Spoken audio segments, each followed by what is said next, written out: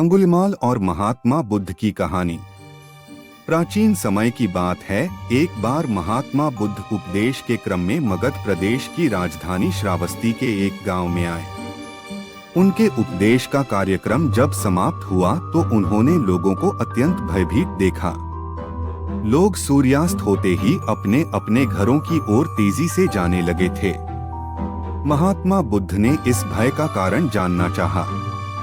उन्हें ज्ञात हुआ अंगुलिमाल नाम का कोई डाकू है जिसने 1000 लोगों की हत्या करने की प्रतिज्ञा ले ली है। फलस्वरूप वह उस गांव के पास वाले जंगल से होकर गुजरने वाले पथिकों की निर्मम हत्याएं करता है। हत्या के पश्चात उनकी उंगली काटकर अपने माला में गूंथ पहन लेता है।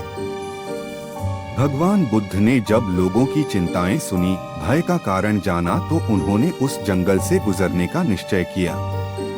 लोगों ने उन्हें भरपूर समझाने की कोशिशें की, महाराज आप उस रास्ते मत जाइए, वह राक्षस आपकी भी हत्या कर देगा। लेकिन महात्मा बुद्ध नहीं माने, वह उसी रास्ते जंगल की तरफ चल पड़े।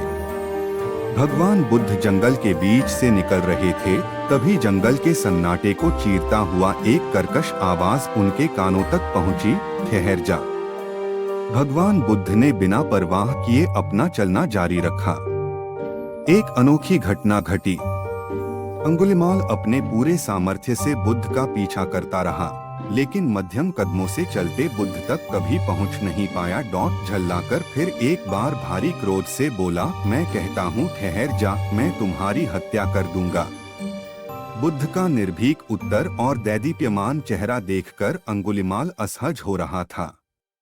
अंगुलिमाल ने कहा, मैं तुम्हारी हत्या कर दूंगा सन्यासी, क्योंकि तुम 1000वां शिकार हो। सन्यासी, तुम्हारी उंगलियां काटकर मैं अपनी गुरुदक्षिणा और अपनी प्रतिज्ञा पूरी कर लूंगा।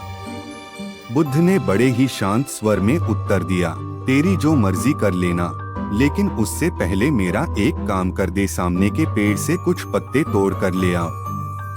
बुद्ध के मुखमंडल के तेज का प्रभाव और अपनी 1000वें शिकार की लालसा से वशीभूत अंगुलिमाल झट से पेड़ से पत्ते तोड़ लाया।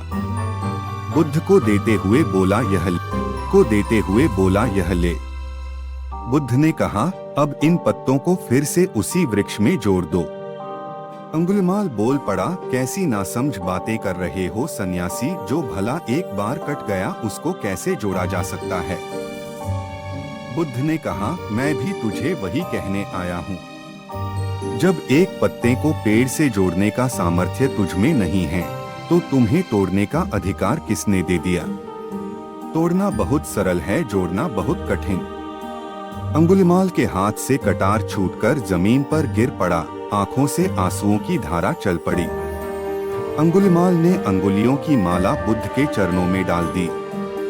तथागत बुद्ध वापस गांव की ओर चल पड़े और उनके पीछे पीछे अंगुलिमाल आंसुओं से भीगा हुआ तथागत बुद्ध के साथ ही चल पड़ा। अंगुलिमाल बौद्ध भिक्षुक बन गया।